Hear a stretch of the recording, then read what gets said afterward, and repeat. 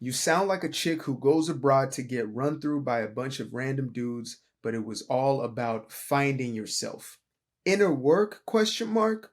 Go on then. Explain in specific what inner work is. Now, when I first saw this message right here, this comment left under one of my videos, the first thing I thought to myself was, this dude has to be trolling. But then I said, wait, most trolls don't usually leave their first and last name within their handle. So I said, maybe he's not trolling. Maybe he actually believes what he's saying. And then I said to myself, surely he must be ignorant, right? That's just complete ignorance right there. Right there. This message right here. Complete ignorance. But when I let my ego sit to the side a little bit and I really started investigating this specific comment, because this one, for some reason, it just captured my imagination, right? When I really looked at it, I thought to myself, this is really somebody who is highlighting a lot of people's opinion. As a matter of fact, I used to be the person who would have left, well, I wouldn't have left this kind of comment, but I would have thought the same thing. If somebody was talking about inner work and, go within, etc., I would have thought to myself, oh, here we go. This is one of those find yourself type of individuals. I can get away with anything because I am quote unquote finding myself. Now, I have a different perspective on this comment. This one right here, the one that seems hella ignorant, real ignorant on the surface. I have a very different opinion. And my opinion now is, this is what happens when you do not go deeper into certain subject matter, or you just use certain buzzwords and catchphrases without actually explaining what they are. So we live in a day and age where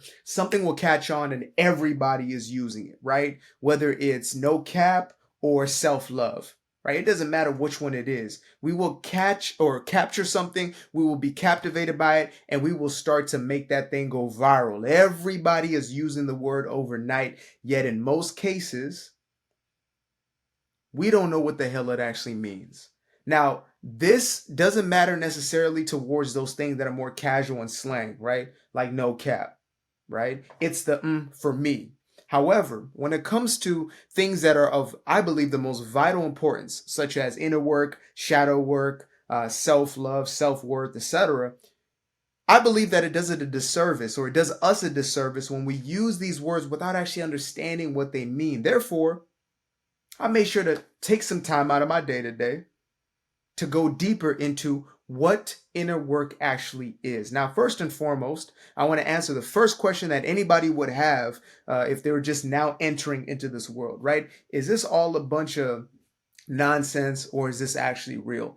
Is this thing worth its salt, or is it just all in your head? Well, two answers to that. Number one, it is all in your head, literally. However, because it is all in your head, it is actually real, right? It's like asking you, how real is a trauma, or how real is a memory, or how real is your past? It's as real as it is in your head. And so long as you have a memory that is still ingrained in your psyche, in your subconscious or conscious mind, it will affect your day-to-day living. Whether that was a true event that happened or something you just conjured up in your mind, it's still going to have the same physiological, biological effects, and therefore it's going to alter the way in which you interact with the world around you. So that being said, I wanted to take a quick dive, right?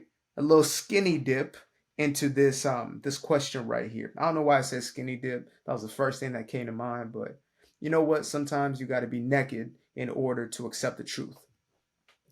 Hopefully that's a bar. Now let's get into this. So what exactly is inner work? Well, I left a comment under that comment. I didn't go off on the person. I didn't call him a troll. I actually just gave him the steps. I highlighted the same way I would if this was a client who was coming to me, right, paying for my services. And so I said, well, acceptance of what has happened, forgiveness of self and others, reprogramming of your belief systems, taking action upon your new beliefs. And then lastly, I said, taking responsibility for your life and no longer acting like a victim, or no longer assuming the identity of victimhood. Now, I put it in this order, and this was the first thing that came top of mind for me, right? The first thing, again, I would tell anybody when we're kind of just scratching the surface of what true inner work or shadow work is. But I really wanted to take time to let you guys know that these aspects or these specific steps are as real or as tangible as any steps could be. Now, I know most of us are so used to doing work that is physical that we can't necessarily wrap our mind around mental work. Yet, if you took a look around you right now, everything around you was first a concept in the mind. It was first an idea, and therefore it became inspiration or emotion. And then we took the actual necessary steps. So most of us find ourselves kind of, missing the mark or falling short of our goals or the things we aspire towards because we have not taken care of the internal aspects, the belief systems, how we're actually seeing ourselves and talking to ourselves, right? The things that we're holding on to. If I hold on to a belief that I'm not good enough to be in front of this camera speaking to you guys, then I will not be able to do it. No matter what I do, how I try, I can set up the most elaborate scenario or situation for myself. I can have $1,000 cameras, $100,000 cameras. I can have a production crew. I can have a script, everything. And still it will mean nothing because I have a belief that I'm not good enough to be doing what I'm doing, or I don't have the ability to do it. I'm not adequate enough for it, or I'm not competent enough to do this, right? If I held that belief. And so to bring it back to this message or this idea, really, this revealing of truth is inner work is a very practical step-by-step process. When you begin to heal, or at least discover that you have always been whole, which is really the healing process in a nutshell, right? It's not you going to something you never were. It's you returning to your natural state. So when you are in that journey or in that process, you're going to go through very specific steps. Number one is acceptance, right? It's just like an addict. If you're an addict, you can't make any momentum, or you can't gain any momentum or make any movements without first accepting that you are an alcoholic, right? It's like if you're trying to fix your financial situation, you're not just going to run towards something. You first have to acknowledge where you are. You have to accept where you are. You have to know where you are. If you're in a car and you have a destination that you want to go to, that GPS is waiting for you to tell it where you are first, and then it can lead you to your destination. So that's the equivalent when it comes to this inner work. There must be an acceptance of where you are, and also an acceptance of, yes, these things have happened in my life, right? Because in a lot of cases, we start to deny. We get in a state of denial, and that does us no good as well, right? To pretend like something is not happening or has not happened is actually going to make things worse. You're going to start to project those suppressed emotions, and in essence, it's going to leak out into the rest of your life, and it's going to affect the rest of your life. So we don't want to do that. That's a no, no, no. Secondly, the forgiveness of self and others.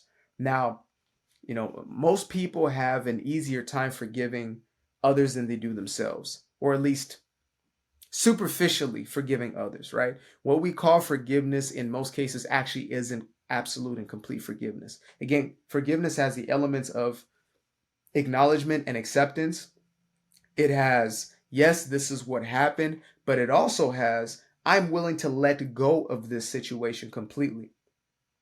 What forgiveness does not have is I'm going to run back to an abusive situation. Or what forgiveness doesn't have is I'm going to go right back into the very same thing that was trying to show me, stage left, stage exit left, stage exit left. The very thing that I was supposed to incorporate and integrate into my life, the very thing that was going to teach me a lesson to finally find that validation from within, to find my worthiness from within, the very same situation is now the one I'm running to. That's not forgiveness. And that's where, again, most people have forgiveness messed up, and it actually stops most individuals from then actually forgiving, or at least many. I don't know most people, but I know that many individuals choose not to forgive because they believe they have to go back into that very same situation, when in truth, we're actually letting go of the thought pattern, the emotion within our body, and then the actions or the habits that we formed around that, right?